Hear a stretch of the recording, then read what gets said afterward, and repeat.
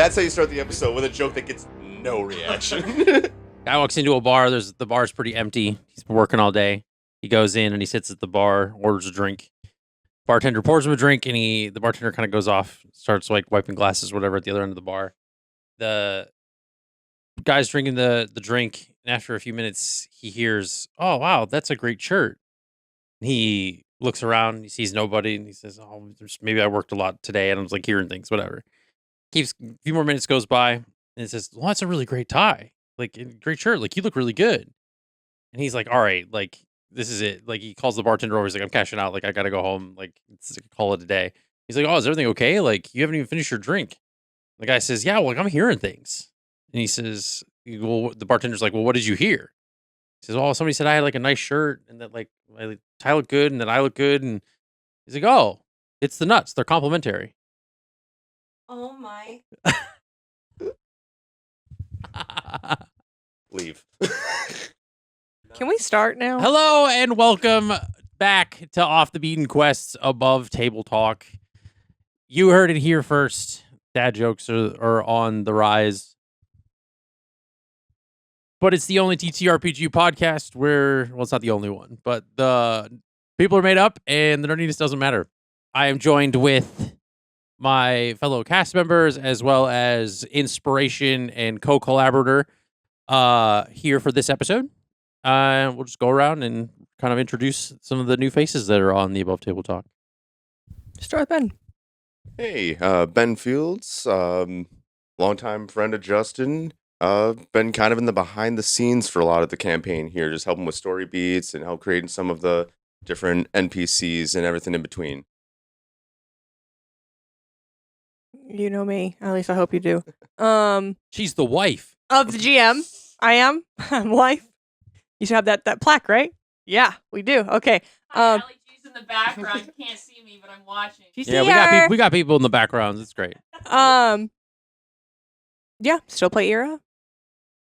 Still, yeah. All right, Brendan, who are you? I'm Brendan. I just want to say thank you for calling me your inspiration and no, I'm just kidding. I'm Brendan and I play Roman and Lyle. If you've been watching up until this point, you probably have seen through 98. Well, I hope you have. And if not, you might want to just click pause on this, go catch up, and then come back because there may be some spoilers. That's your warning. But that's it. But yeah, I wanted to put this group together because I wanted to talk about the inspirations that we've had, the characters we've had. We haven't had Brendan on here yet, and he's played 2 different characters with 2 different arcs already. So, it's probably about time that he joined us here. But yeah, I mean, people can chime in whenever. I'm going to do all the talking. Okay, so what's happened since 87? A lot. A lot's happened since 87. Where to begin? That's a good... Gods interfere. Everybody came back from Igni Mortem, and kind of Roman went back off on his own. The group kind of ventured off to Mar after a bit of like delegating and deliberating with the leaders of the realm, and they went to Mar. They found the Tear of Mar, but got there after the brother did. The brother ended up helping resurrect the Emperor, taking over Kraid 6's body. And then they got stranded there, had some interactions with their gods, and then are now kind of in the final fight and in the end game. So this is it. We're getting towards the end. I think we're at the end. Well, yeah, there's a few sessions to go, but still. We're at the end. Because at the time of recording this, we have not recorded the end yet, so we can't tell you how it goes. And we don't know either. So. Your guess is as good as mine. Actually, it's not, because I know how it's going to end. The smiles will fade after today.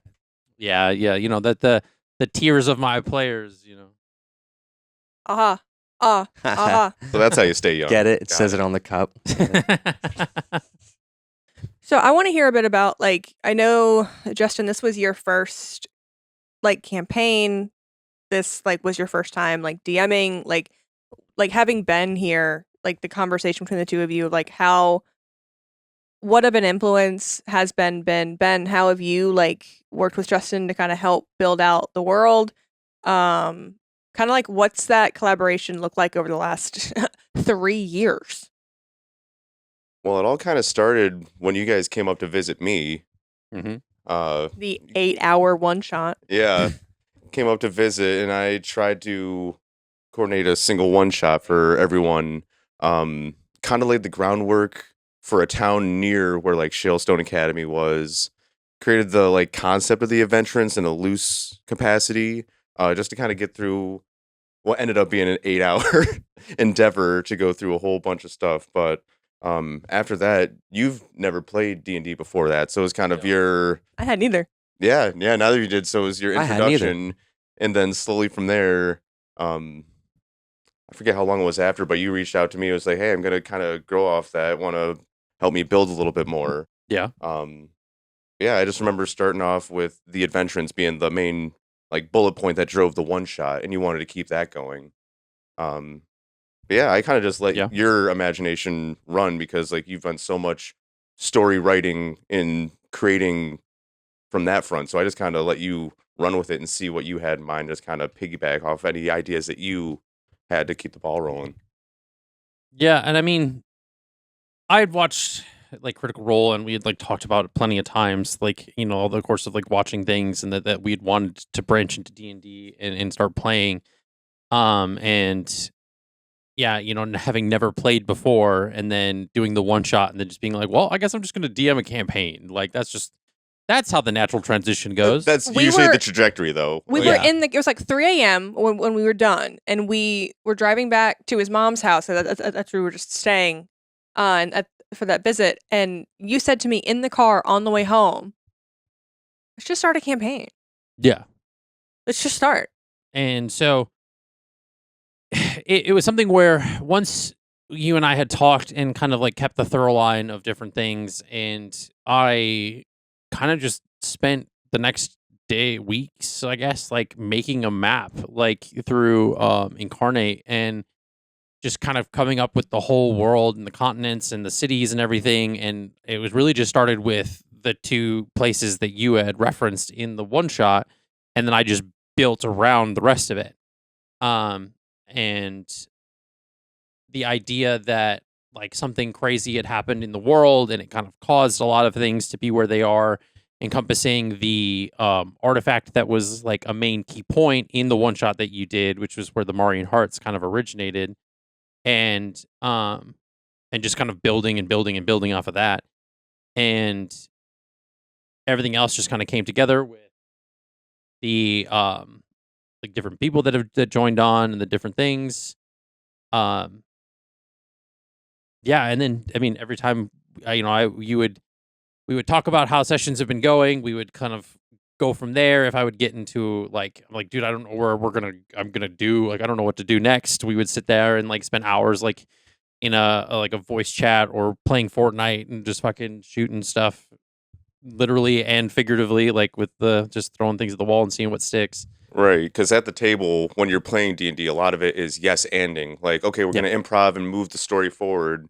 But, like, whenever we talk behind the scenes and start generating the future of what's coming up, I always try to go, yes, but why? Because you always have grand ideas, and I never want to stifle that. I just want to kind of focus it in one way or the other. So go, okay, but why is that logic there?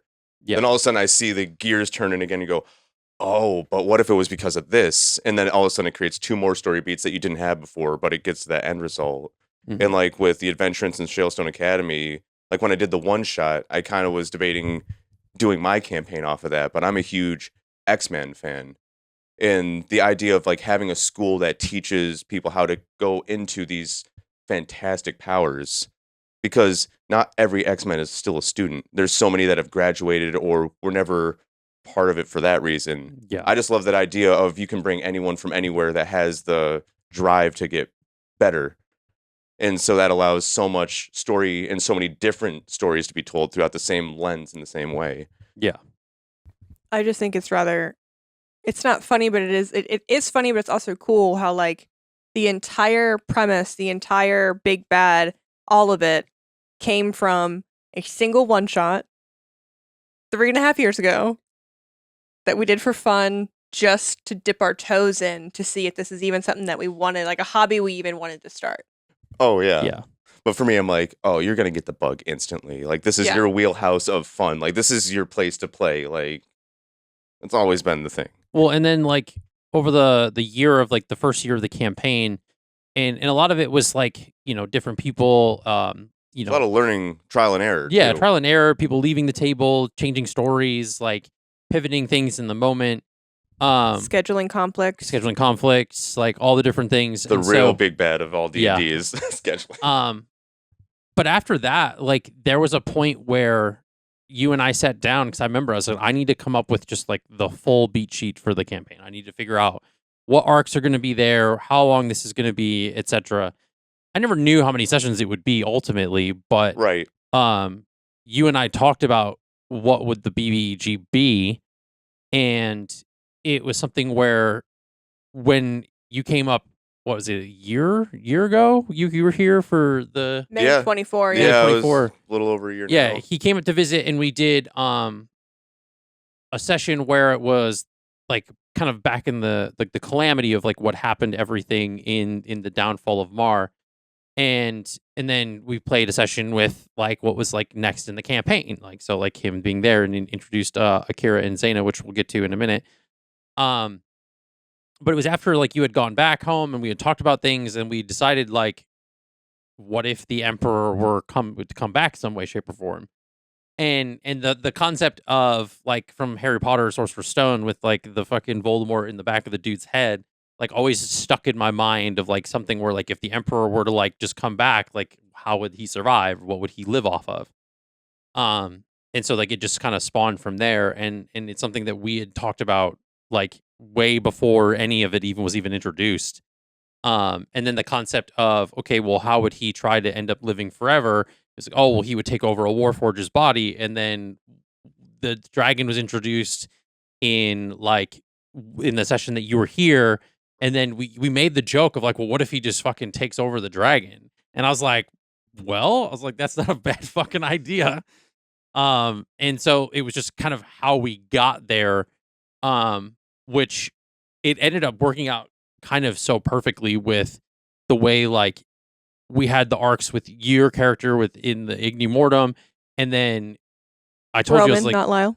Roman, not Lyle, and I told him I was like, well, I was like the end of the campaign is going to be like the next like 8 sessions, and I was like, do you want to come back for the end? And he said, yeah, and I said, because I have a really cool idea, and it's like where if we bring back one of the people from Calamity or like the downfall of Mar and like do it that way, which is what kind of segued to the fight with the brother on the mountain, him being taken over by the Warforged, and you knowing where the next step was going because of what you had experienced as Lyle before. So it kind of just it ended up going around perfectly without even planning that, because like I didn't plan the year ago when we talked about it of like somebody from the Calamity surviving. Like the only people that did were when we did the like the ending part of the Calamity was Eira's grandmother and the head of the Adventurants, or like the starter of the Adventurants, Seraphin. So it was Lyle's just bestie. yeah, Lyle's best friend. Yeah. The reason that there are ravens on most corners of Shalestone Academy is because of the work that Lyle did through all of that. Yeah. Unsung hero in a lot of ways. I hope he gets to find out about that. I do too, Yeah. honestly. Yeah.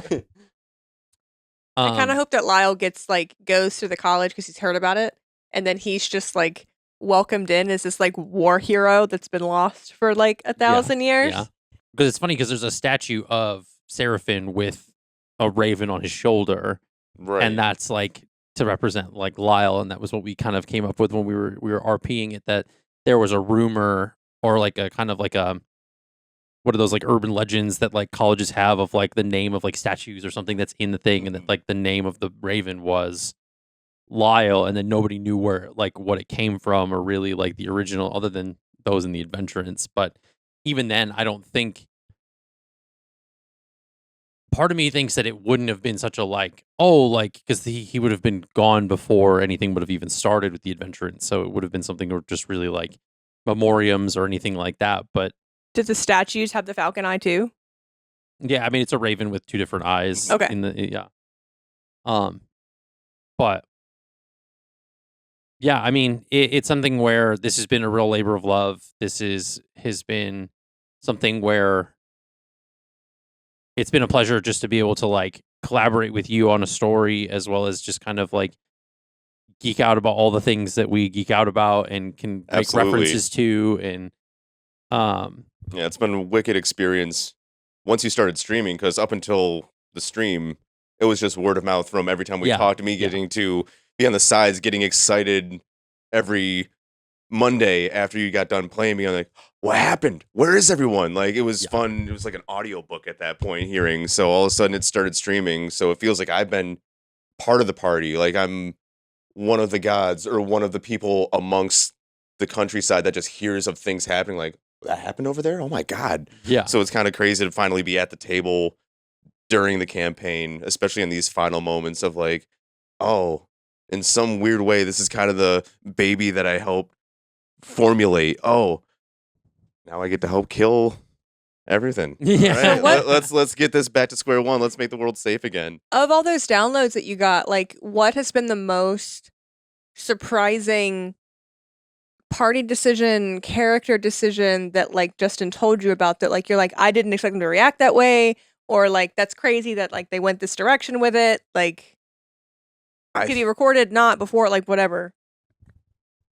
I'm sure I'll think of a better one once we're done recording, but the first one that comes to my mind is when you first told me about the plot twist of Felicitas. I was like, Oh yeah, oh? Thanatora and Flossidus. Yeah. I was like, oh, that's gonna break someone for a little bit. Okay, we're gonna have to figure out how to. And it did break someone. And that did. was definitely one of those moments of me, yes, but whying, because I remember you were gonna go down a very different road at the first turn. I was like, okay, well, how is that gonna affect the table? This, that, and the third. He goes, wait, okay, 2 more ideas, and they just kept merging and kept building up to something beautiful. And Like, for context, Eliana worshipped Florenia, and Florenia was like somebody that like they had known their whole life growing up and worshiping and things like that, being a part of their thing. And then it turned. The twist was that, because this was before we recorded, it was that it was actually Thanatura, which is the god of natural I said death, the wrong name for that was portraying as Florenia. But in actuality, like she was keeping Flossidus like under like control, like her in like a cage, and like there was a lot of things that kind of built up to it. And you'll see if you guys go back and watch kind of the 70s of the recordings, because 70 through 74 is really that kind of like the final parts of that whole kind of iteration.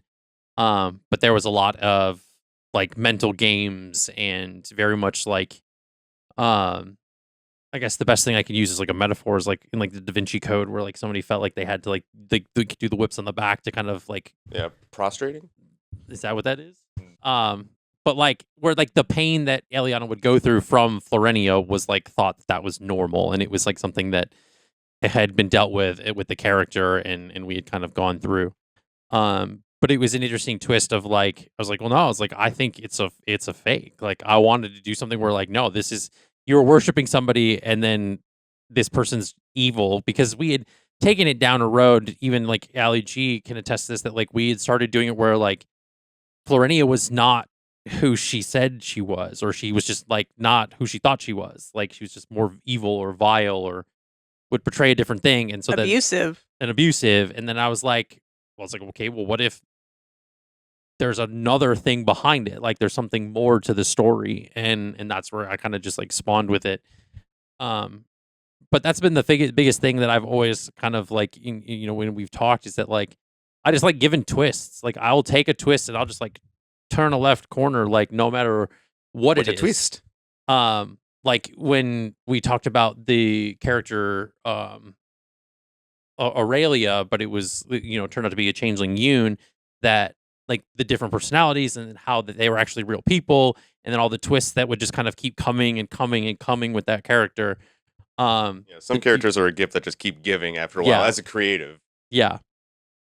So it's been really fun, and that's just been like the biggest motif that anybody can in the campaign can attest to, is that like you'll think, you know, you'll know something's happening, and then all of a sudden I'll drop one little thing, and then it's like, wait, that changes all the other things, or that makes so much more sense because why do this person was this way or they said this thing and it was like, oh, That's the other most exciting thing for me, not being at the table constantly, but now that you're streaming and everything, I get to see the reactions in real time instead of hearing you, oh, they loved it. I get to go, oh, they got shocked by this, or oh, okay, they're leaning into the shift of tone instantly. Like I think they've gotten accustomed to you trying to turn the corner on everyone. Or my personal favorite of, oh, they didn't love it, but that means that they did because they were like, oh. Unfortunately, when the table doesn't love it, we're usually like, Yeah. Yeah. What about you? Me? yeah, get in here. Because I mean, If we don't grab Brendan and drag him into the conversation, he'll just sit there silently the whole time. I was just waiting my turn. well, because you came in in the 30s. Yeah. Yeah. In the round session 30-ish. And it was kind of supplementing some exits from the table and things like that. And I had kind of filled you in on everything that was like happening before that and kind of like where it went. And then when you ended up taking a break from the table as well, all the things that like you would hear about after the fact of like that happened in the session, like was there anything that like surprised you in character or kind of what you heard off of secondary? I wouldn't say surprised, only because like I know how it goes with you. You know what I mean? But in a good way. Yeah. So like I kind of expect things to go from like 0 to 100 within a second, which is great. Yeah. Because then it just stays at 100 for a bit. But even in character, kind of surprised that some of them are still alive. Roman is, respectfully. Who is Roman the most surprised is still alive? Come on, man. I know the answer. I want it documented on the internet. I mean, you can say Allie on it. It's fine. It's fine. Yeah, myself. Surprised I made it out of there. I mean, there's a few. I think Allie G's characters. It's just She's fluffy. She's fluffy. She's fluffy. That's all. A lot of people are after Eira. I gotta say, not that she anymore. can't handle it, but Not Yeah. anymore. got a lot of targets on her back. But yeah, I'm, Jax is a fighter. He'll get through it. Yeah. But yeah. And I think it was something too where it was an interesting moment because this was the one thing that I think was a twist that you gave me, and I do want to highlight this because we talked about it after the fact. Because there was a moment where Roman was in, I think it was Port of Mar. It was something where you found a book and then you kind of like saw these shadows, and then there was like this whole thing. And we had talked about this for a while when we came up with the character of Roman, that like the trident was going to be deteriorating him from some way, shape, or form. Yeah. And you had always told me that you were like, well, what, I want Roman to go to like the version of hell or something at some point. Yeah. So then when we like talked about it and it's like, okay, this is like what we can do. And I like was talking with you and was like, yeah, I was like, well, there's the twist that Verity's dad is actually the Lord of Hell. And then it was like, okay, like this is the idea I have for if Roman comes back, and then how this would kind of wrap around. Because that was in Verity's in Inception, where it was like that being the case of like, no, this is something more to this story and like the thing. And so then it being something where that was the way we can segue Roman back into the conversation, bring his kind of character arc to that like culmination, and for you to get what you wanted from the in the same sense too. So it was really cool.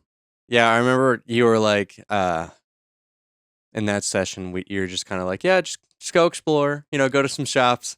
And I'm like, oh, really? And I was like, oh, I don't know if I can do this, but let's see where it goes. And like the whole going to the bookstore and finding the book, it was kind of like based off like finding a Necronomicon, pretty much. Yeah. And then, seeing the shadows is like the people who kind of like placed it there to like try to bring hell to earth. Mhm. And I was reading a lot of Ghost Rider at the time, which is where it came from. I love it. And like with Roman going to hell, it's like I think it was pretty straightforward what his goal was and where he was gonna go. So I kind of wanted to throw a wrench in it Yeah. and kind of be like, oh no, Roman's going to hell, Yeah. and he's a demon now. So I kind of wanted to not make it so flat while he still had character. I wanted to give him something, Yeah. I still think that's probably like my favorite, like, so besides this last one that we're in, like that's my favorite like little mini arc of the campaign is that like Jack's Yeah. Roman thing in hell. Like that was Yeah. Yeah. I mean, it was something where like Jax had died and you had this like crazy like entrance back in like after you had been gone for so long. Because you left right at the end of like the Bonifolia stuff, and it was like right when like Verity was introduced. Dawn was kind of having their arc in that area too, and it's because like that was very close to like the early introductions of like Nina and stuff, and that like you had left, and it was like, okay, like where's Roman been this whole time? Like what has happened? And it was something where you and I had talked about this of like, okay, like what would have happened? Where did he go? And essentially this half paladin, half barbarian character that we had came up with, and you had like kind of brought to me that like all the things that would have happened would have taken the paladin part away, and it would have brought something else in. And then that's when we came up with the idea of like this, which is where I can see the Ghost Rider inspiration now with the fire hair and like the cracks and stuff across the body that were like kind of like heat and fire related. And so it was something where it felt right that was the introduction back, and it was kind of segueing into a lot of other things. And I had this moment in my mind for a while that there was going to be a moment where I didn't know who it was going to be, whether it was going to be Jax or it was going to be one of the other like PCs that I'd always loved that in a lot of the content that I've seen of like when somebody dies, they have to kind of go through something to bring them back. Because before, with a lot of characters or people getting down in fights and things like that, it's been a pretty easy like revival and things like that. I think the other biggest thing too for me was to segue into that kind of idea of somebody dying and not being able to be brought back was the choices that were made during like the Thanatura fight of like who to revive and who can we save and who can we not. And Which also loved that whole mechanic of like not just because a god is a god doesn't mean they have unlimited power to just blanket save everybody. Yeah. And then so then with Jax, I wanted to be something where we have to bring him back. We have to like do something. And it was going to be this moment of when the BBEG was finally revealed, which is kind of what that was also, that there would be a price. Like there would be something that was going to be taken away from the party or be very detrimental to the point where like it was going to be extremely impactful. And then it kind of just all culminated together, bless, that like Roman coming back the way he did, the part that was going to segue into this thing with the Hells, Jax's background being like troubled and full of like this dark shadow, and him ending up in Ignimortum versus like other the other realms that he could have kind of moved on to. That it was something that it was beautiful the way it all just kind of came together. And again, these are things that 60 sessions ago, like I had no like inkling of this is how this was all going to connect, or this was how it was all going to weave together. So it's been beautiful. Beauty of D&D, sometimes the story creates itself and we just get to embody whatever the story wants to tell us. You're like, oh, that falls into place. Okay, I didn't even need to write anything. That's just happening now. Cool. Yeah, and I know like as like a player here, it's like for like Eira and her growth, a lot of it is like from those moments of like something has to happen that's big from a story perspective. Well, Jax was the lamb in that scenario. Well, how's that for me as a player? How am I going to spin that into a character growth? Yeah. Or a change in the way that she's played, or and like all the stuff with what's going on right now with like the brother and like how that's like I feel like just in general the character makes a lot more sense Mm-hmm. because we've had to figure out like why did the brother turn Yeah. the way he did, and then like those like above table conversations that we've had away from the group just one on one Yeah. on like the stuff that like with Brendan on Roman. Mm-hmm. Now I feel like Eira has her depth Yeah. and like where she might have been perceived as mean or cold or cruel before, Yeah. there was a thick, bold line reason to it where like I kind of knew all along, but now I've like she's experienced it. I Yeah. actually know what it feels like. I actually know what it is. Well, Ear's been the thorough line through the whole campaign, literally, and like there were so many cracks that like I mean, I as a DM, of course, like saw it like first and foremost that Mhm. like those cracks were forming more and more of the like to get through that like hard exterior, Mhm. like the Yoon passing, like I think the thing though that really Selendor passing, the like thing all that the different really things. did it though was like when Jax was in hell and then when Roman showed up. Yeah, Like the moment that Roman appeared for her, I think was a massive moment of like, I don't have to do anything alone. yeah, Like this person might not always be here, but I'm always going to have someone to like hold my hand and like help me through it. yeah. It's like Because you that and Roman breakthrough had that. therapy session. Like, oh, a Yeah. weight's been lifted off me. Like, Yeah. I understand a little bit more of the Well, like, groundwork. I don't know Yeah. if you picked up on it, but like in those sessions in hell with Roman, like Eira had her claws in Roman to the point that like she couldn't move if he was not there with her until Jax was back. Yeah. That's kind of why I wanted to be more antagonistic when I came back because he was always pretty Not with aggressive. Eira though. but- Not with Oh. Eira. No, but Everyone I- else, absolutely. I kind of wanted to have it be like, you know, you guys knew this guy, pretty powerful guy, and like, what if he was just on the opposite side and had his own like goals or just trying to save his own life. And then I think trying to save Jax was really great too with that because like even though Roman and Jax like they don't have a ton of moments, I think that the moments are like huge for Mhm. them. Yeah. You know? Yeah. Well, Yeah. with warriors like that, it's like bond you forge while fighting is stronger than any conversation you could have in Yeah. a tavern. Yeah. Like, Yeah, Yeah. exactly. oh, okay, I'll go to war for this guy. Yeah. It's been interesting to have because like for so many characters that have either come and gone and like changed or whatever we've given arcs, like they've had their moments, they've had things. Eira's the one that kind of always had been like going on in the background.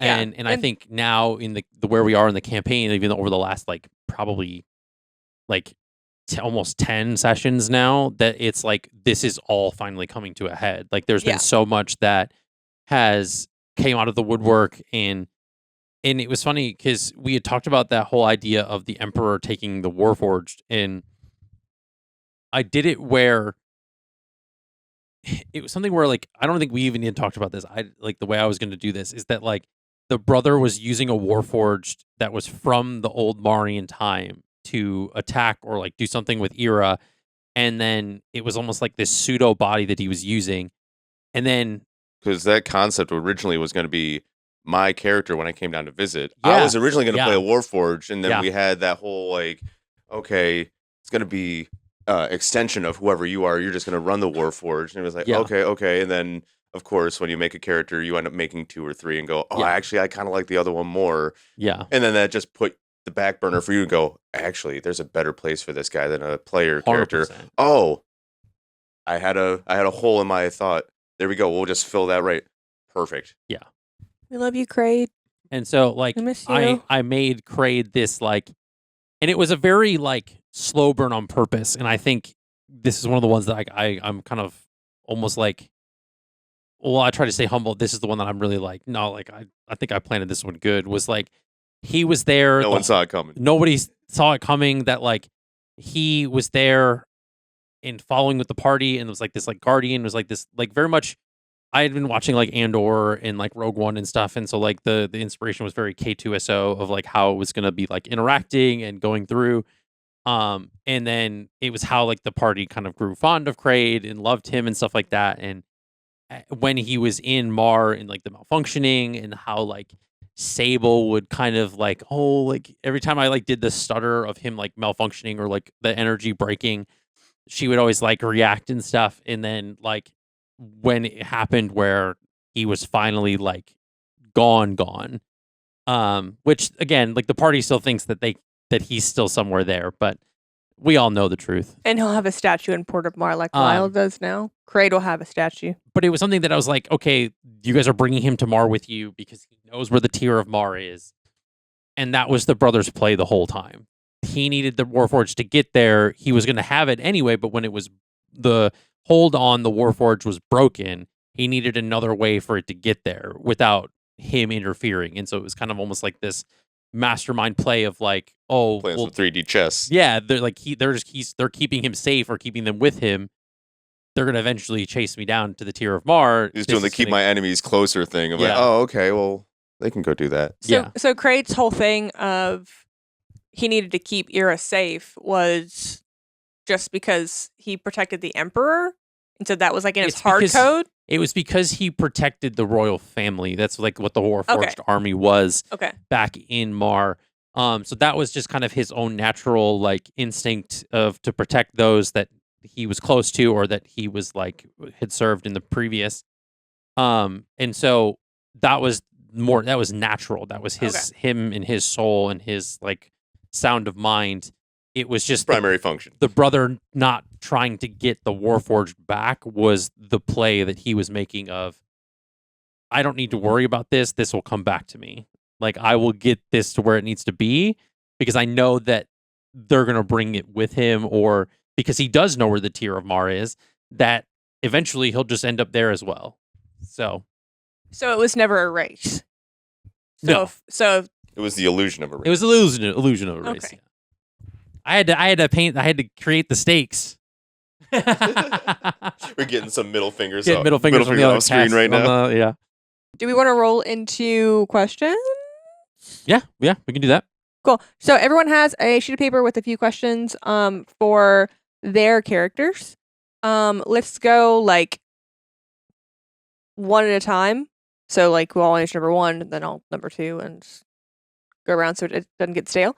Some of us have 3, some of us have 4. If you have 4, you were just easier to write 4. That's all. I have 4. Start with I you then. have 4. Let's start with Brendan. Yeah, get Yeah. some of them with 4s out of the way. All right. Do you want me to read the question? I guess. Sorry. That would be a huge help to everyone that's watching and listening. Yes. Yeah. Questions for Brendan. You don't have to read that part. Sorry. Give us the answer. One. We'll give you the question like Jeopardy. Yeah, exactly. That'd be perfect. All right. Roman has gone back home. Has he found his family? What's he up to? Yes, he has gone back home. He's trying to rebuild it, and he's doing a great job.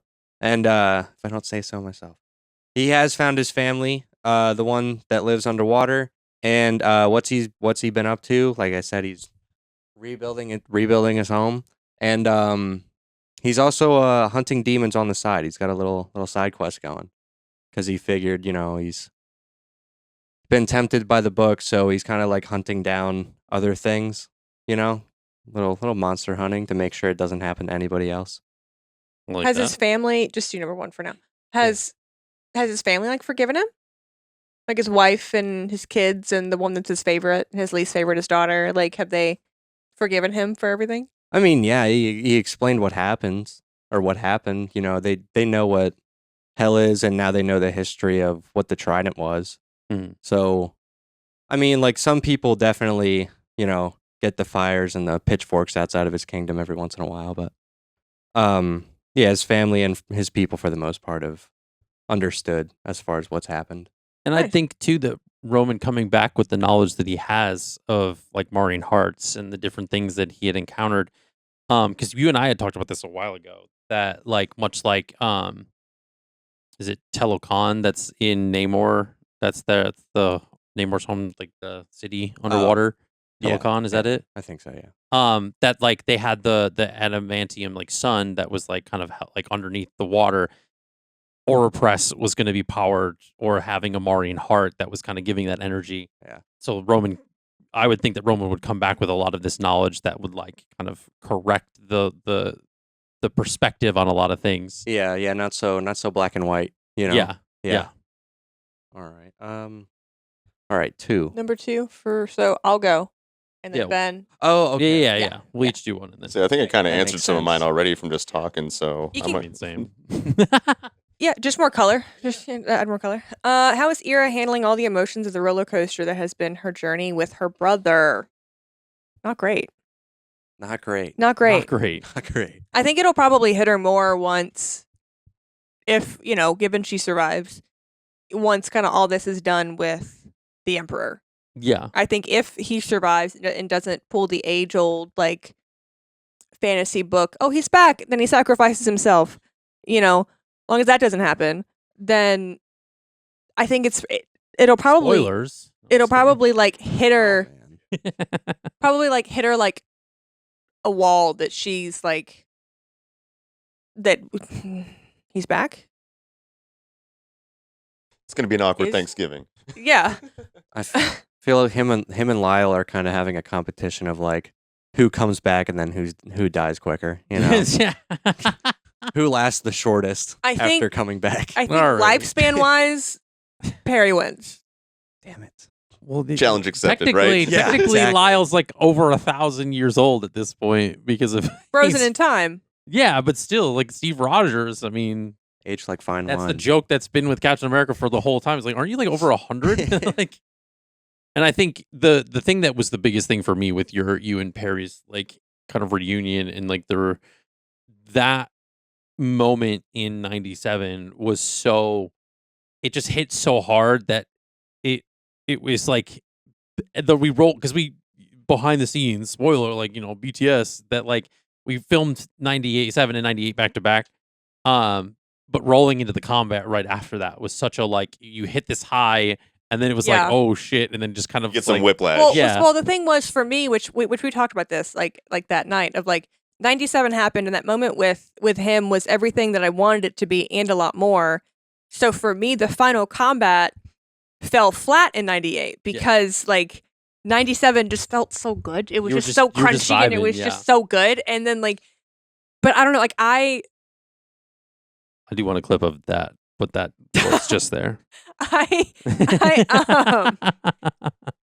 I will say though, like I like combat. Combat is not why I play D&D. Well, yeah, Like it's cool, it's fun, but it's also like I would rather get to know these characters Yeah. more. Like I'd rather have this conversations. I'd rather like kind of get under their skin more than just I swing hard and do damage. yeah. Which is why, like, I think the Emperor being the big bad was something that had so much more depth to it than just like introducing Yeah. somebody that wanted to do something with the hearts, and it was like this whole thing. Yeah. and it created which that. we'd played that already in the first arc with like the circus and Yeah. and that guy. Yeah. So that wouldn't have made sense to Um, do it again. And so it worked well. And then like this was something that you had talked about, like, oh, you were gonna try to get the gods to revive your brother, and like that was the thing. And it honestly, like, it's attributed to a Sleep Token song that gave me like the full idea of how I wanted to do this. Of just like, Are you really okay? Are You Really Okay by Sleep Token, the showing the previous memories, the like going back, and then almost literally his body regressed to the point where it was where before any of that corruption or That she remembered fracturing had him to even be happened. normal. Yeah. And I thought that was like, it was poetic, it was beautiful. Well, we'd played with that like psychosis concept of like he was Yeah. fine, and then one day he just started to hear the Emperor in his mind, Yeah. and then it just was a slow like downhill slide from that until we got to where we were, which is why I think she never like let go of that hope that like that guy that was always there, that was the first person beside her parents that was ever like truly cared about her, was never going to actually be truly gone.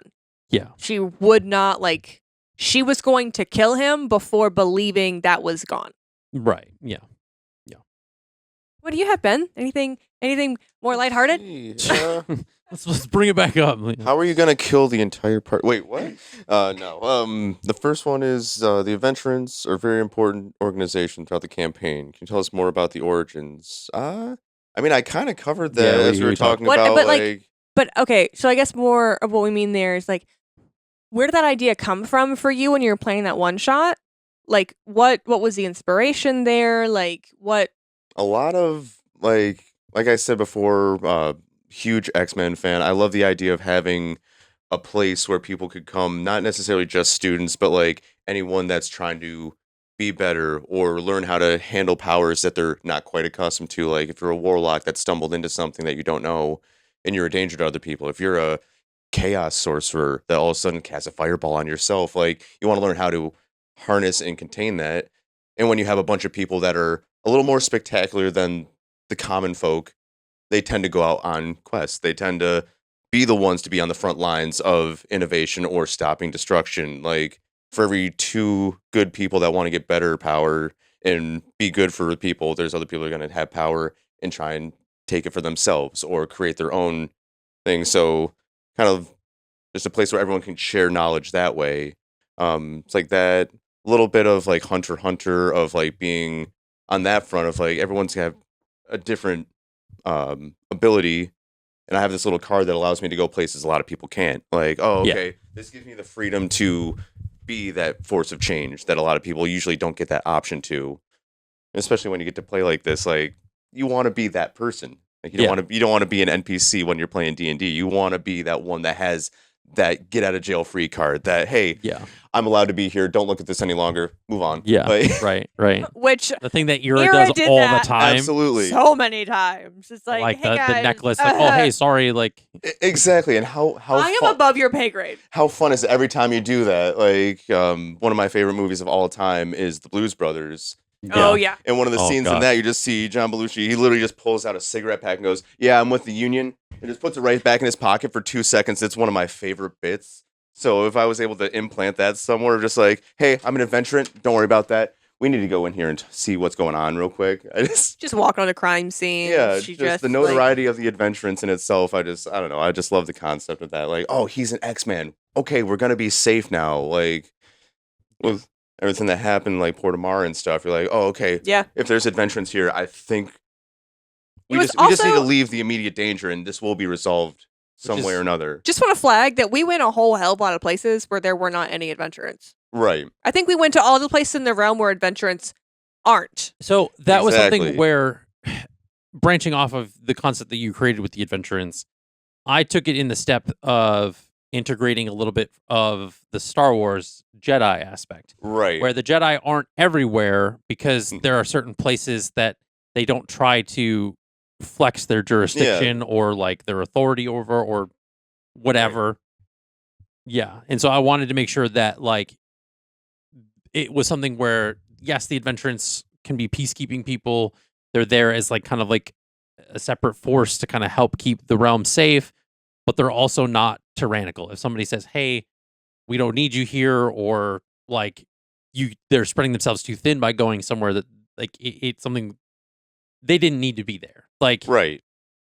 there are places in the realm where they either can handle themselves or like whatever, which is why like that one place you guys went to, I think it was in Swamp Corson? Tree, where you guys like went to go invest, like there had been a murder happened or no, it was in Cliff Hedge. Was it Bevel? I think it was Bevel. Where There was- Verity killed the yeah, navigator. Yeah, and like so you used your adventurants, but they were like, okay, like sure, like And I had like Dawn with me or something. yeah, you Who- would try to use your badge, and the cop was like kind of one of those like Cool story, bro. typical detectives. Yeah. Was like trying to give you a hard time. And Like, then I had like Dawn, just big Dawn with me that just was like, you know what? Go ahead. it's like, go you think ahead. you got your fancy badge, you're just gonna walk around in here. You're out of your jurisdiction. Get out of my crime scene. This is my crime scene. What you got? What does Jax think of Eira's brother being brought back to life? Is he reluctant to trust Perry? I mean, Jax is reluctant to trust anybody. that's just been established. Like that was established with new people, Sable. Like there was always this like level of like, who the fuck is this guy? Like, Poor Eliana just got it from all fronts when she came. yeah. I mean, Jax has trust issues given like his life and everything that he went through, but I think given the character growth he's had, seeing how much Perry is to Eira, and like there's a back of a mind is like, okay, he might be back and he might be good now, but if you try one thing, I will fuck you up. Like it's not a question. Like especially now that like the gods have granted like all of us this extra bit of power that has pushed us up to a certain level. It's like, yeah, you might be good with knives, buddy, but I can still put my fist through your head. Like you're still squishy. But yeah, and I think so there's a reluctance, but it's like if she trusts you, then I trust you kind of thing. Like, you know, he has faith in who his partner is, and that's kind of When she's not looking, he's doing the De Niro. I'm Yeah. watching you. And she doesn't like anyone. Yeah. So it's a very clear statement when he sees that and stuff. So Yeah. What do you have? What's next for you? All right, back to me. 2. Which character has been your favorite to play in this campaign, Roman or Lyle? I feel like that's kind of unfair. Why is like it fair?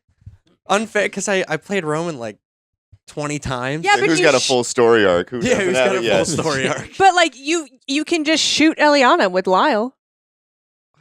You know, Who do you have more fun? Who do you have more fun RPing as? yeah. Yeah. Roman. Roman? Yeah, Roman. I mean, not that Lyle's not fun. He's very fun. I like the gunslinger effect so that I can stay out of danger but still do damage, you know.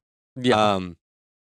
But yeah, Roman's more fun. I think he has, you know, more character to him for sure, absolutely. But he's just more fun to kind of play with in combat because he can just kind of go in and just kind of tear shit up, you know, and you know, drop a one-liner after he does it. But And as someone that gets to watch, I just love the energy. Like you're a little abrasive. oh yeah, Whereas most of the party is pretty tight knit. I just love the little comments left and right that just have a little bit of snark that makes the party go, that's Roman. Okay. yeah, exactly. That always adds a nice little touch. I No. love improving as Eira with Roman. Like that, like so Yeah. fast. Yeah. It's so fun.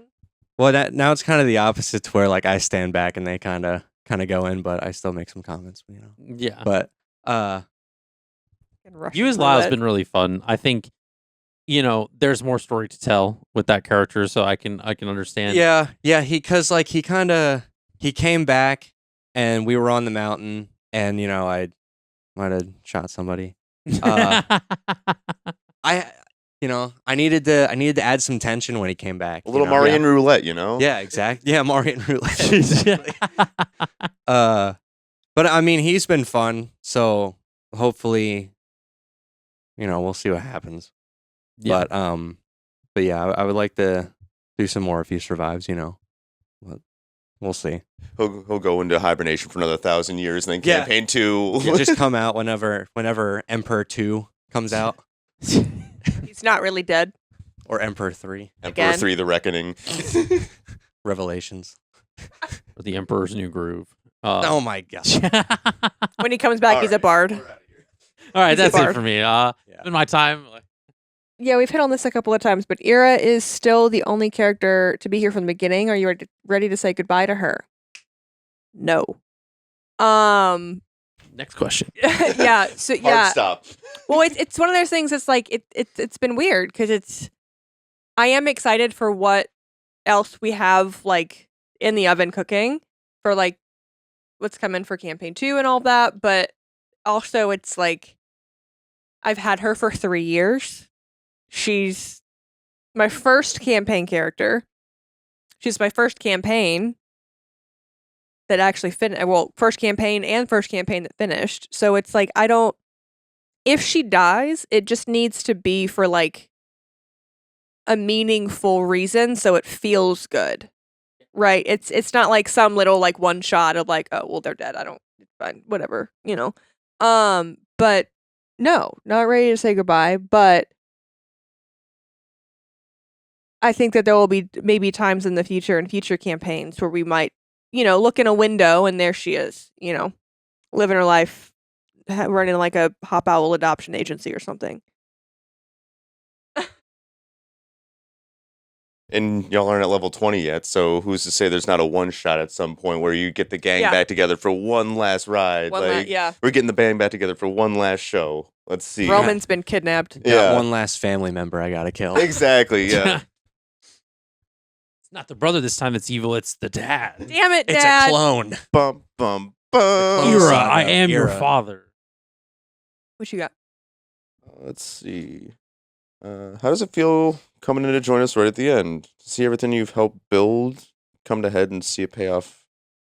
Again, I touched a little bit on that, but it's really special. Like, it's very strange to not be the DM or a player character, but have so much heart invested into the story. And like, came down last year for both the Calamity one shot and being able to play with everyone at the table. It's kind of wild to be back here now, seeing everyone vastly more powerful, vastly more rooted in themselves. Like, I feel like everyone was still figuring out their character to some degree back then. Like, you still had story arcs to finish. There were still bonds to be created. So to now be able to watch, to know where everyone's kind of at now, like, I played 2 characters last time. I played a couple, Akira and Xe'na Harker, and they were kind of built to be future NPCs for you to use. Like, one of them's a arcane tattoo artist, and the other one is a artificer that's able to enchant stuff. So I was like, okay, leave these characters able for you guys to kind of revisit, have me be informed about the party. So if I do come back down, I can always jump right back in, kind of know and see, like, oh, okay, we never lost touch. But You're no, saying that Sable could get a tattoo before this is all said and done. absolutely. He's always looking for a new canvas or a new magical item. For those that don't know, Caroline is sitting below the wide camera right now, so that's what we're laughing at. But no, it's really special to see something that I kind of threw 2 cents in. But for the most part, you've been running the show. I'm just yes, but whying a lot of your creative which ideas. arguably helps. And I don't think it's arguable. I think it's No, yeah, necessary it's not when arguable. It's uh, necessary. in a when you're- couple of your boss fights, the party would be long dead if I didn't go, hey, buddy, tone it down. Like, you have I believe That's that. actually why true. why do you have So level 8? fast. They are level 7. Why do you have Yeah. level 8 spells? you Like, you oh, you gave him have 600 HP? These guys do not put, like, there's a reason you have multiple shout outs yeah. throughout episodes Yeah. because we can tell which combat scenarios you helped to balance. A little bit of backtracking, but that's also a learning curve of every DM. Like, you get excited about, Yeah. oh, I think they can handle it. I'm confident in my party. CR 30 against 4 level 15s. Yeah. Madness. For the record, he did not help me design the fight in Igni Mortem, and that was crazy balanced. And y'all had fun, and it was great. You had a lot of learning. And so I've learned a lot, thanks. Because Ben's a good teacher. Yeah, that's for sure. No, and you had Akira and Xe'na, and yes, I could have piloted them. There was very much there was moments where there was some correspondence or they were talked about in the background. From my perspective, and this is just me, because again, NPCs can be whatever, but those were I don't know, maybe the other DMs have a different take on it. I don't like piloting other people's characters, even if it was designed to be an NPC later. Even with the blessing, you're like, Yeah. I wouldn't do them I just just, in the same way, no. but I gave you that window in case they needed backup or Yeah. they needed information because they're both adventurants themselves, so they have ties to everything as well. Of okay, well, we're off all the way on the other side of the Isles. We needed someone to do some research for us in the background. Oh, you can just give us a sending spell with here's a little note of information if you need it, but you don't. You ended up not really needing it. Is that where the dad got the fucking anti-magic shell? Hasn't been established. Mm.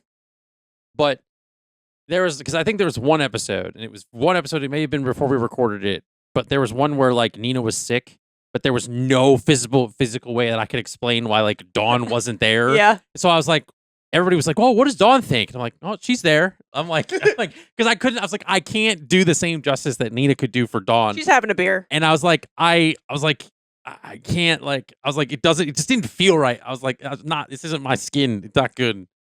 And Yeah, so no one else can take that chaotic energy and harness it the no, same way she yeah, could. so shout out to Nina on that one. But yeah, and so like you said, I could, yeah, I was like maybe, I was like, but I was like no, I was like, and that's why like me and my wife had talked about this. Was like, well, like what if we, what if we flew Ben down here for the end? I walked into it was during stream one night, Yeah. 6 weeks ago ish, and I'm sitting here and I'm like looking at the calendar, planning everything out for like the end of the campaign, and then I get up and I walk in his office. What if we flew Ben down? Yeah, Would you be down for that? He was Yeah. like, I will literally talk to him right now. yeah. I think I messaged him like I will right talk away. to him right now. Yeah, I'm pretty sure I was playing D&D and got that message because you stream on Wednesdays, and unfortunately my home game runs at the same time Yeah. roughly as the stream, so I jump in halfway through, and all of a sudden I get that message while I'm at the table. I'm like, Yeah, it's like what's happening? It's like, don't worry about it. It's a different thing. different thing. I'm gonna have to miss this 1 week of Yeah. home game, guys. You'll have to. See, my buddy has no problem piloting me in the other campaign, Yeah. so I'm like, you know what? I'm in safe hands over there. I'm gonna Yeah. take a flight real quick. What do you have? What's your next one? What do you think Jax will be up to once the campaign ends? I'm not going to answer that right now. So I'll just skip that. As a DM, how was preparing for the end of the campaign been different compared to being in the middle of it? So what I got from that is he's breaking up with Eira and going back to the Feywild. No, there's just, dude, you're not going to get any spoilers. Nice try. See, I took that That's as, what that was. Jax has been the big bad this whole time. Oh yeah. Yeah, he's the one we got to kill. So we're not wrapping it up today. Got That's it. just you my next wife's week. way of trying to get some spoilers for what's going to happen in the next 2 sessions. Preparing Jax for the was 3 kobolds in a coat this whole time. Whoa. it's gonna make things interesting. Whoa. Jeez. Anyway, What was that? it's been really easier preparing for the end versus like the middle. The middle, it's very much of like, okay, like what pieces and plates do I want to spin for this next session, or like can I connect for the future? The end has been much more of like, okay, this is what's going to happen, and like this is where it's going to go, and then what happens after that is whatever. Because I made this joke when a bunch of us were hanging out last night, is that like in my notes it literally says after the fight is over, go with your gut, and that's it. That's all I wrote for what happens after the fight, because I was like, there's like I don't want to pretend like I know what's going to happen at the end of everything. I know how certain things are going to go for certain things that I have like planned for like the epilogue and things like that, but other than that, I'm just going to kind of go with it. And I think that's been the biggest part of like, now it's all come to fruition, and now the train's going to keep going down the tracks. Like, It's like you only have a few pieces left to finish that puzzle. Yeah. You got a 1,000-piece puzzle and you have 15 left, but you don't know where those go until this fight's over, because Yeah. the fight could go any direction. Like it could Mhm. be TPK at the very Yeah. end, which would be very unsatisfying, but it would also set up for who knows. The dice tell the Very story. unsatisfying. Yeah. Very unsatisfying. But possible. You never know. I didn't help make this final boss, so it could be straight out. No. And it's been really fun. And I've been balancing it in my own way. We trust you, buddy. What do you have next, Brendan? All right, let's see what I got next. All right, 3. What was Lyle's first impression of the party? Does he actually find Eliana, that in all caps, annoying? So, I mean, like, his first impression was like, of course, like, who are these people? What the hell? Like, you know, I didn't see any of these people when I thought I died. What year And- is it? Yeah, what year is it? I'm in the same place that I died in. One looks kind of familiar. Yeah, one looks kind of familiar. And I knew too that what was kind of gonna bring it all together was when he saw the Adventurants sign, which you helped me with, which Yeah. was a nice That alley-oop. was a good, Yeah. So once he saw that, I think he became more comfortable knowing that in a way he kind of failed but also succeeded at the same time. Yeah. And then I mean with Eliana, like almost killed him. It almost killed him, you know? Like that could have been anyone. That could have been literally like that could have been whoever was behind me. He came back to just fall off a mountain. Exactly. Yeah. And he can't even fly. So I mean, you know, like but I think they patched things up, you know? Yeah. Which is great. But you never know. I mean, Okay. That Marion roulette settled the score. yeah, it did. Yeah, that sent a message, I think, you know? I think Lyle having the Adventurant symbol was a really beautiful nod to kind of what we had built with the Calamity. Because we only got to touch on it a little bit in that session that was like a small kind of one like stint that we did. And it was something that I had thought about with like when we talked about like your character and like coming back and like Lyle coming back and stuff, is that like he had the Adventurant symbol that Seraphim had kind of slowly started making or had already kind of conceptualized, but their fallout that was talked about in the Calamity, that like Lyle still always kind of had it like covered under a cloak or like being something that like because the connection or the care that was still there for Seraphim as like you know your ally, your like partner in crime, kind of well not crime but in justice. A little bit of an anti-hero kind of vibe going there. Yeah, I think too with like coming back and realizing this group is trying to take down the same evil that he was, he kind of wants to make it through to do more good, like just for himself. Yeah. And I mean to kill the Emperor, of course. Make sure the job's finished this time. Yeah, really, yeah. Double tap. But even like throughout, he's kind of trying to better himself because I mean he's got a second chance. Like he knew what he messed up before. He doesn't want to do that again. So Yeah. Do you think he'll go to like the headquarters of the Adventurants once everything's kind of said and done, dust is settled, and try If to he find a survives. place If he there? survives. if he's still got all of his limbs and a heartbeat, yeah, I think he'll make his way over for sure. Yeah. You know? Yeah, absolutely. And then I gave myself the same question I gave you. How do you hope Eira's story ends? Except I can answer it. I mean, you can hope all you want. That's fun. That's the question. You can't ask me those kinds of questions. I know the answer. You're just hypothesizing. And what's wrong with that? Nothing. But me hypothesizing Our spoilers. are spoilers. What do you want to have happen? Yeah. What are you hopeful for? Hopeful the brother doesn't lose his fucking mind again. Okay. Can you not look at me like that? You know what? Look over there. I'll admire the books. I don't know. I mean, alive would be a great place to start. Yeah. I did have a really funny thought though this week of because Perry has gotten kind of like younger, equivalent to younger. You're here, so I'm going to say it. That when things calm down, Perry has a thing for Sable. And then he's kind of her type, maybe. If We'll see. Sable survives. Cleans himself up, you know. If any of us survive. It's just going to be Lyle again. Yeah, it's just going to be Lyle. I can't do this again. No, I think, like, for real, like, I think that she sees Jax as, like, her end game. So, like, that's, like, locked in for her, at least. And yeah, I mean, there's a potential that she might, like, walk away from the Adventurants just because, like, all of this with Nylea has put bigger things into perspective for her that, you know, she might want to focus on what that role means. Yeah. Maybe she does both. Who knows? But she better be able to fucking work from home because she's done with this traveling and constant death. So, yeah. Well, I have bad news for you on that front. There is no remote hero position in Aarencia. There is. Being Her alive. parents do it every day. That's called you being a ruler, which you're like, I'm not a princess. She wasn't.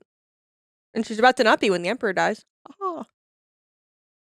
Just Your be an archery parents gonna instructor at die the too? academy. No. You're telling then you're still a princess. She was not. Her parents aren't a king and a queen. They're lords. We'll see how So- the so- boss They're fight lords. plays out. So Lady Tahn, There you you're go. still a lady It's not- of the. Whoa, Tahn whoa, family. whoa, she's a lady. What you got, Ben? It's okay. Just explain Akira and DM, Zane a little bit more. Kind please. of dipped into it. But like, what are their classes? What are their races? Like, what are they? They're both elves. Akira is a wizard whose parents were actually adventurants, so he grew up from day one as academia fan. Like he was always in the library, always reading arcane knowledge. Yeah, parents had an accident in the Shadowfell, amongst them adventuring around. So he was imbued a little bit with some vampiric power. So he's a Dampier, but he's technically an elf. So he's got that pale complexion. Very much a book nerd. Has his PhD in conjuration magics and mostly focuses on temporal stuff. So a lot of teleportation, a lot of planar travel, a lot of that kind of stuff. Doesn't do too much with like the summoning thing, but does that and has gone into depths learning abjuration to keep Xe'na safe because she's kind of a wild card. She's an artificer. She's a cutie, though. She's an artificer who lost her arm because Akira wasn't able to do something at one point. So ever since that day, he's never stopped learning abjuration to kind of pick up the pace when they do go out on an adventure. But she loves playing with her guns, tinkering with different robots and stuff. They have a robotic blink dog named Quincy that they just travel around with, and he's a good old boy. But yeah, she's kind of a spitfire and kind of the voice of the two of them, where he's not very charismatic. He likes his books. He likes to be left alone. Doesn't really talk while giving tattoos out. He kind of just does his own thing for the most part. But yeah, really just wants to be a help to anyone around. They've been in the Port of Mar for quite some time now, just running a tattoo arcane shop for anything that the people need. Because a lot of people, that's a hub for so much of this Yeah. area. So like anyone that comes through has a chance to kind of speak to them. But yeah, when they're not running the shop, they're out doing their own things. They both have been investigating the Marian Hearts on their own. It's one of the reasons that they kind of left Shalestone Academy proper, because some other people kind of twist their nose, kind of go, you probably shouldn't be looking into that any more than we already know. Other people are like, yeah, keep doing what you're doing. So yeah, they just like being little couple smarty pantses, hanging out and making cool stuff. So you mean to say that he's not wet? He's just a little dampier. Ah, I would never say that. What the fuck? womp womp. Dude, I had that the whole time. What has been your favorite part of preparing for the end? Don't read this, just ideas. My God. Combat, seeing all your story beats come together. Something else. It's on a separate bullet point and italicized, where "don't read this" is in all caps. Oh, mine has one too. Share your racist class. Sorry. Yeah. My favorite part of preparing for the end is just coming up with beautiful moments for everybody to kind of I hope people cry. I really do. I hope people cry. They have emotional responses, and like there's just a lot of things that I know and I've kind of had in the back of my mind since the very beginning of what the epilogue is going to look like. And like the ending, though, that's going to be different. The epilogue, that's what I get to write and say, like, this is what people have been doing since the end. The end, that's all different. We get to participate, or we? Well, yeah, you Just give got me your story time. choices in. It's like one of those choose your adventure things, which is what D&D is anyway. But it's like whatever you guys do in 99 will shape and modify the things that I've had in the epilogue. But there is one thorough line that probably won't change. But Eira will probably be there, but in a casket. That's crazy. It'll be the end of an era. Yeah. End of an era. The end of an era. Hey, there we go. That's crazy. End of the campaign and the end of her. Dude, the Marian era. That's what the epilogue is called. End of an era. That's wild. I mean, that would be a funny title if that's what happens. Actually, the I gotta episode be name. honest. Because right now it's just called epilogue. But if Eira fucking dies, that would be really funny. End of an era. Um, Oh, now we God. gotta kill Eira. yeah, now it's gotta happen. But no, I mean, in all seriousness, Jerk. it's something where I think it's beautiful that it's ending at 100. All things considered, I knew I would go into the hundreds with my episodes and stuff, and that this campaign's lasted for 3 years. But I'm excited to kind of put the end to this story and kind of leave it open-ended for if it, other things to continue. And we've already been cooking up, like we mentioned earlier, like campaign 2. And even Ben and I had our conversations while he was here on kind of how to shape that. Get excited. So it's something where there's more stories to tell, and I think it's been such a beautiful experience to just tell the story that we've been telling, and to be able to tell it with the people that I've been telling it with. Yeah, and as the DM, what's the one thing that you're surprised about that you've learned from DMing the past couple years? From DMing? Yeah. Like from building battle maps to painting minifigs or just creating the story. Like what's a couple things that like surprised you that you weren't expecting to learn throughout the whole thing? I mean, I wasn't expecting to learn as much crafting stuff as I did. That's for sure. Have you seen his map making videos? The shit I can do with XPS foam will blow your fucking brains. But like painting miniatures was something that I was surprised that I ended up being good at. Because it's such a small fucking thing. Right, but like attention to detail is your shtick. Oh yeah, that's fair. So Granted, I still paint minis, but it's you can't argue with those pre-painted ones. You know what I'm saying? Like it's easier to have a building base versus just start from scratch.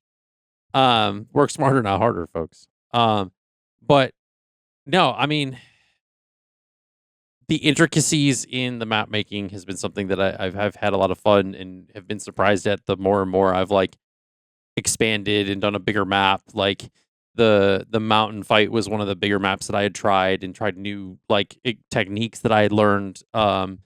And then this one that you guys will have seen if you've watched like 98, that like this map itself was, I knew I was going to go big. I knew I wanted to be something that was like awe-inspiring, and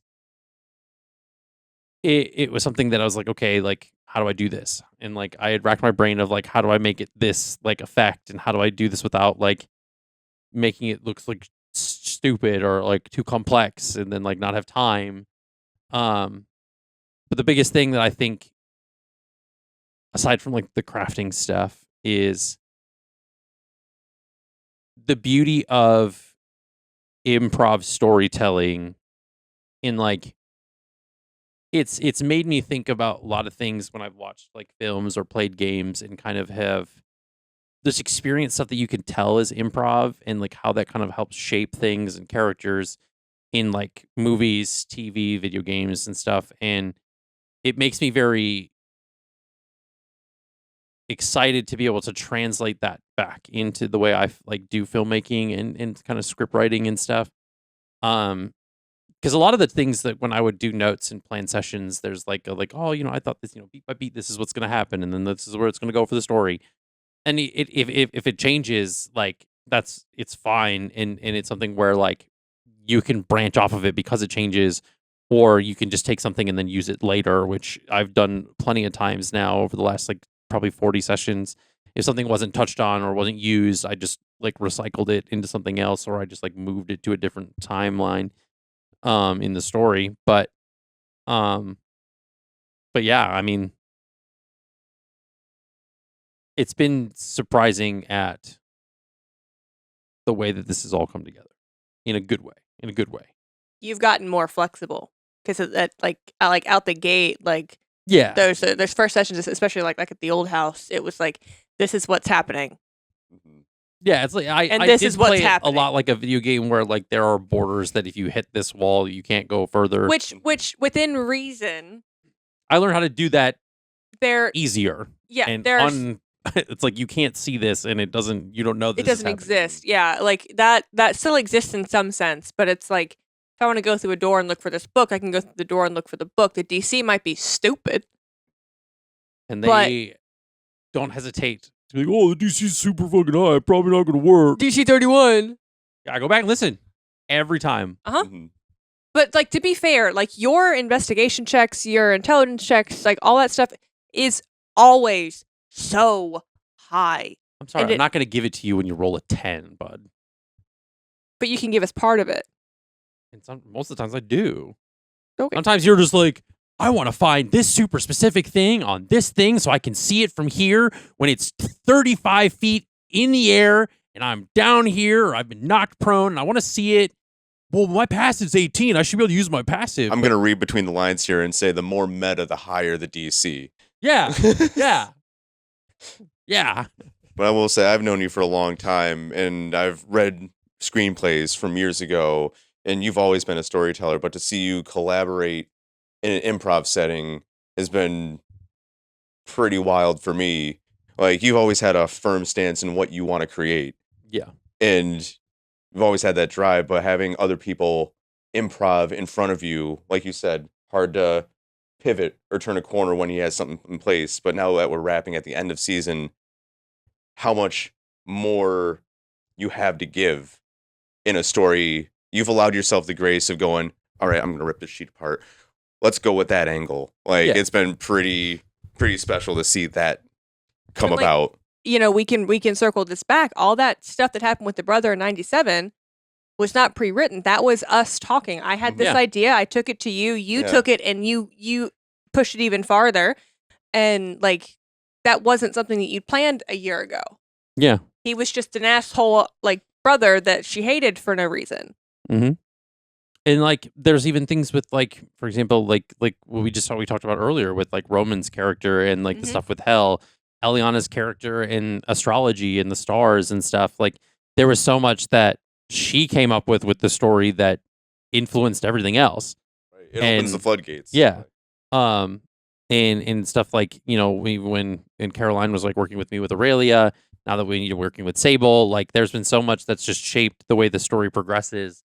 And that's why like there was like this stipulation before we talked about like campaign 2. I was like, I need to know what you guys have ideas for your characters so that I can like go from there. Because it's not like I can't just be like, oh, well, this is your story. This is what you guys are going to do. It's like, no, it's like, what story do you guys want to see? We Like, need more driving forces Yeah. for the story.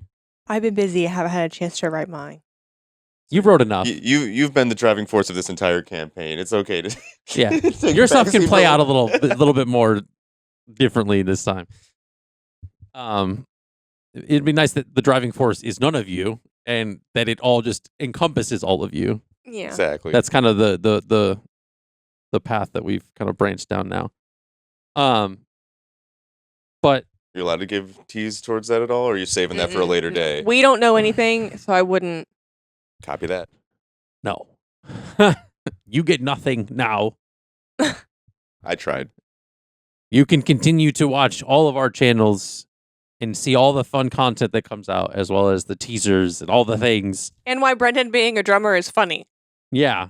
It's not funny, but you know, I get that a lot, We're- surprisingly. we're all neurodivergent here. So, do you have any more questions? I know Brendan has one. Yeah. All right, 4. What's Lyle's favorite seed to snack on? Pumpkin seeds. He likes pumpkin seeds a whole lot. Are those his favorite? Good. Yeah, That's those kind are of his facts. favorites, yeah. That's facts.